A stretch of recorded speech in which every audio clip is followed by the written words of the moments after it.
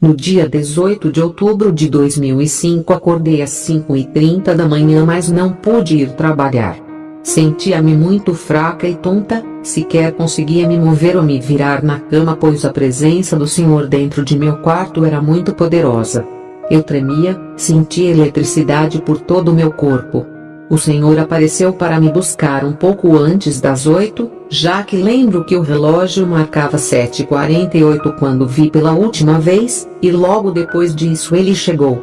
Ele me saudou e disse que deveríamos partir, pois o tempo passa muito rápido. Levantei-me e começamos a caminhar. O caminho que percorríamos nesse dia era muito diferente do caminho que fizemos na outra vez. Apesar de nossas pernas se moverem como se estivéssemos caminhando, na verdade nós flutuávamos. Enquanto caminhávamos, Jesus me disse que todos os pecados são malignos e não há diferença entre pecado pequeno e pecado grande.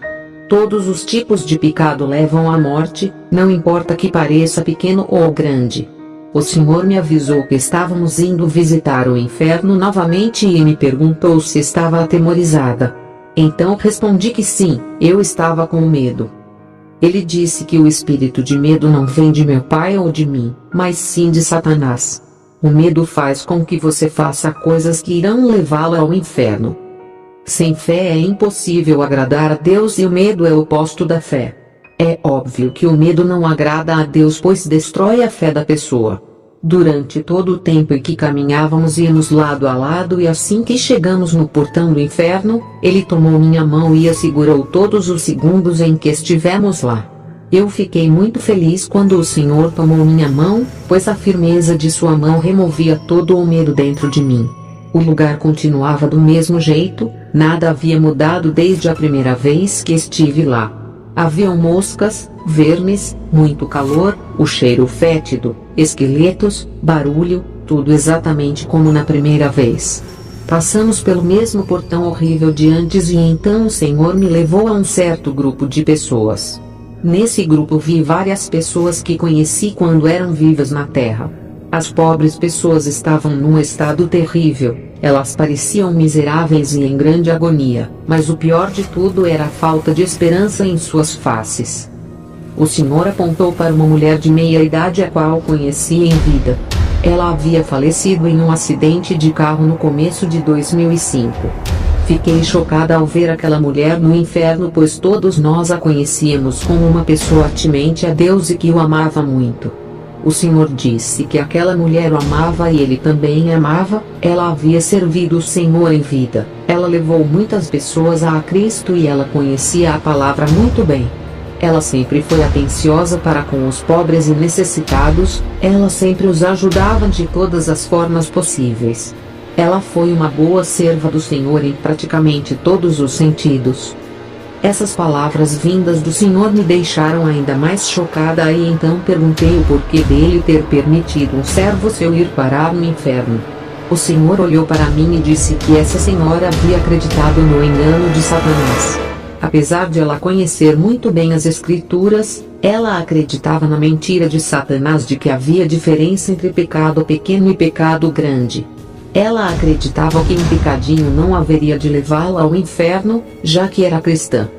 O Senhor continuou dizendo, eu a avisei várias vezes e a exortei a parar de fazer aquilo, mas ela sempre achava que aquilo que praticava era insignificante e concluía que meus avisos não eram nada mais do que seu próprio sentimento de culpa.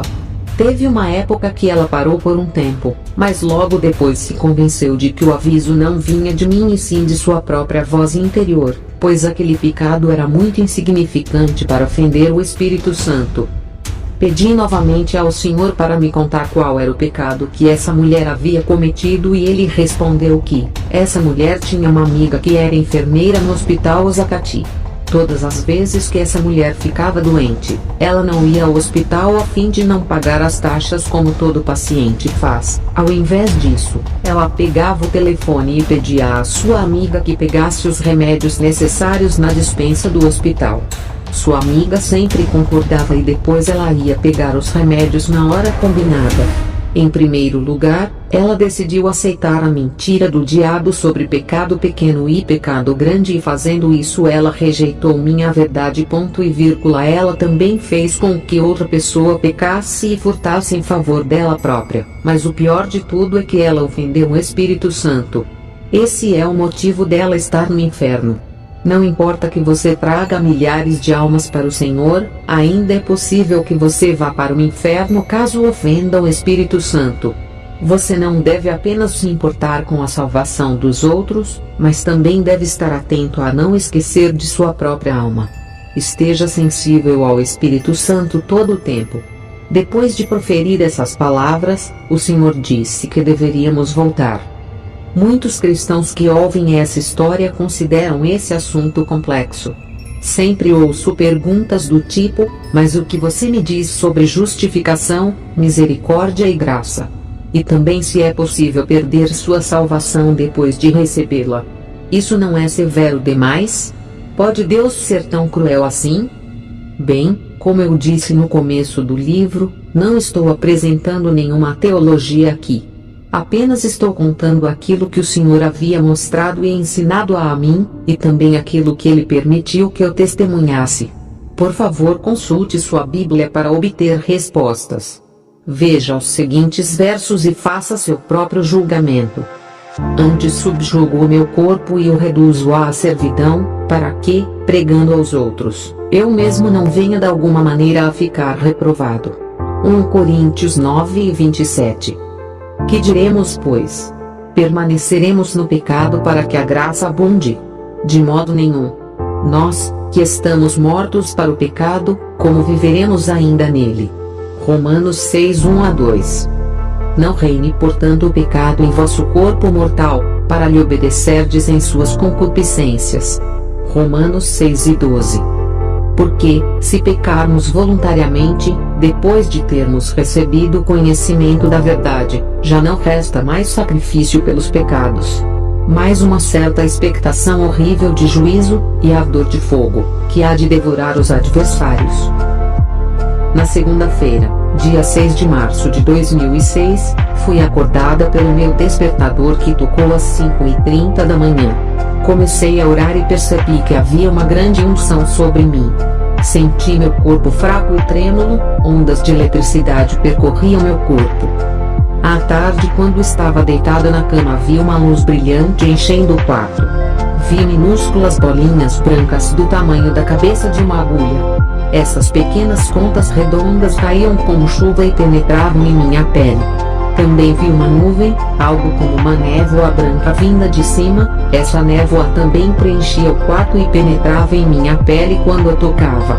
Logo pude ver Jesus vindo caminhando do meio da névoa. Ele se sentou em sua cadeira próximo à minha cama. Eu não fazia ideia de onde apareceu aquela cadeira. Ela simplesmente aparece assim que ele faz menção de se sentar. É uma bela cadeira de ouro maciço, seu formato é similar ao da maioria das cadeiras normais com suporte para as costas. Cada perna é uma estrela prateada, uma estrela similar, porém maior, serve de apoio para as costas. E em cada perna há uma roda. Jesus me saudou e esticou sua mão em minha direção, dizendo que levantasse, pois o tempo passa muito rápido. Ele me puxou pela mão, fazendo com que sentasse na cama. Então ele disse: Victoria, vamos orar. Ele orou em uma língua que eu não conheço. A única palavra que compreendi foi amém. Ele me perguntou o que eu estava vendo, então lhe contei que via grupos de pessoas indo aos seus lugares de trabalho, e outras chegando no serviço. Eu também via pequenas contas brancas caindo sobre aqueles que chegavam primeiro em seu local de trabalho. Depois do primeiro grupo, chegou outro grupo mais tarde. Mas nessa hora a chuva de pequenas contas havia terminado.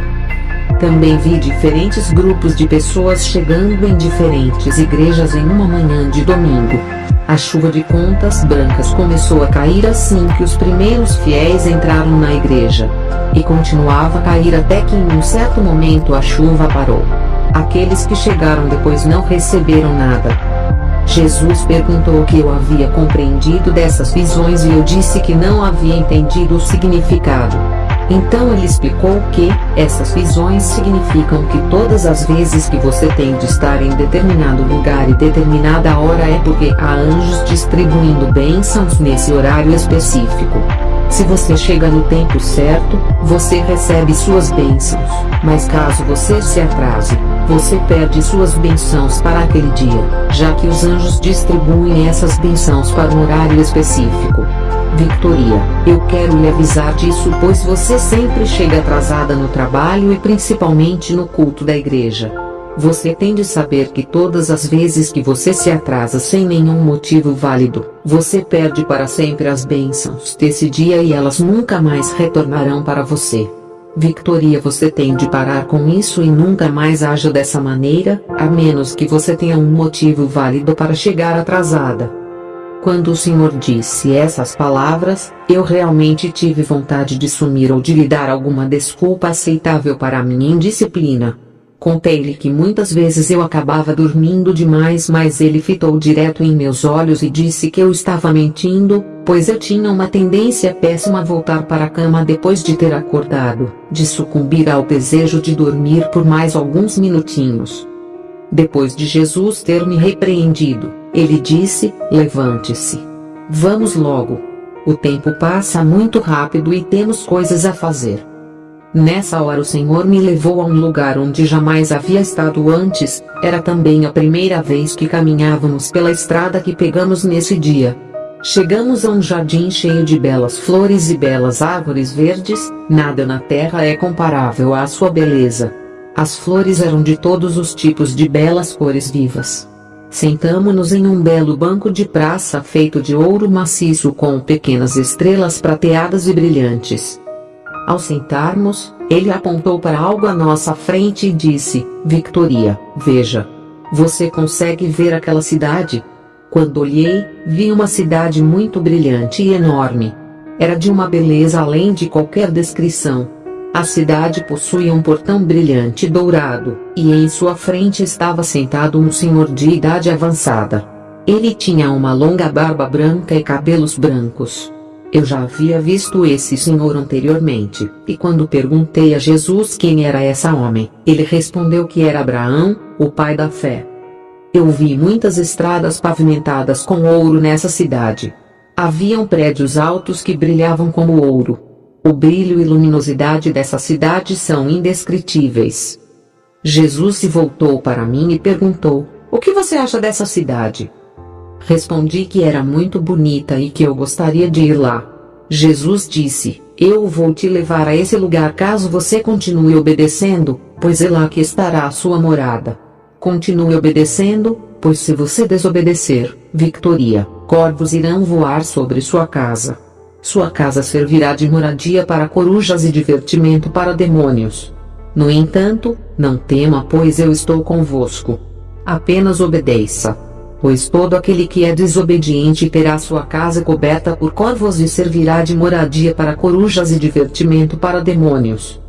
Jesus Cristo é real e ama a todos nós com um amor indescritível. Seu maior desejo é que nós escolhamos a vida a fim de passarmos a eternidade ao seu lado. Seu coração sofre por cada um que morre e vai ao inferno por rejeitar a salvação que ele oferece, mas muitos preferem escolher o caminho da morte. Mesmo que você seja um cristão nascido de novo, por favor, lembre-se sempre desse aviso: o tempo passa muito rápido.